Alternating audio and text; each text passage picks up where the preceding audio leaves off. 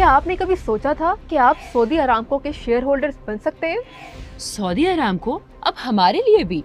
जी हाँ, so now stop scrolling and watch this, क्योंकि ये सिर्फ न्यूज नहीं, ये इन्वेस्टर्स के लिए गेम चेंजर है।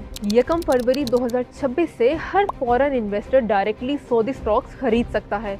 No QFI, no approvals, no barriers. और जैसे ही ये अनाउंसमेंट आई, पूरी मार्केट एक्सप्लोड हो गई और 6 जनवरी 2026 को सऊदी स्टॉक एक्सचेंज इंडेक्स 80 का स्टॉक 2.5% तक बढ़ गया, क्योंकि ग्लोबल इन्वेस्टर्स पहले से ही इस बड़े मूव के लिए तैयार बैठे थे। याद रहे कि अरामको सिर्फ एक स्टॉक नहीं, ये दुनिया की सबसे बड़ी एनर्जी कंपनी है। हाँ, 2025 थोड़ा टफ जरूर रहा और स्टॉक 15% नीचे आया, लेकिन क्योंकि ऑयल प्राइसेस स्टेबल रही और हाई डिविडेंड्स रहे, जिसने इसे फॉरेन इन्वेस्टर्स के लिए फिर से स्ट्रॉन्ग मनी मैग्नेट बना दिया। ऑयल के अलावा सऊदी अरेबिया का नेक्स्ट बिग पावर हाउस सेबिक है, एक ग्लोबल केमिकल जायंट जो एसेट सेल्स के बाद फोकस ग्रोथ मोड में आ चुका है।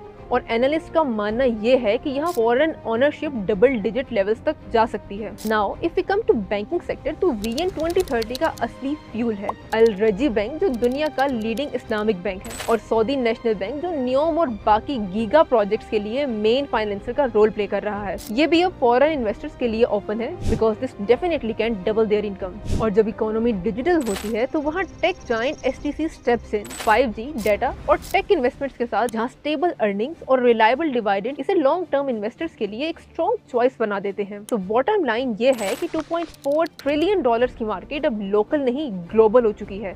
मोर लिक्विडिटी, मोर IPOs, लेस ऑयल डिपेंडेंसी। ये सिर्फ न्यूज नहीं है, ये सऊदी इक्विटीज का नया चैप्टर है।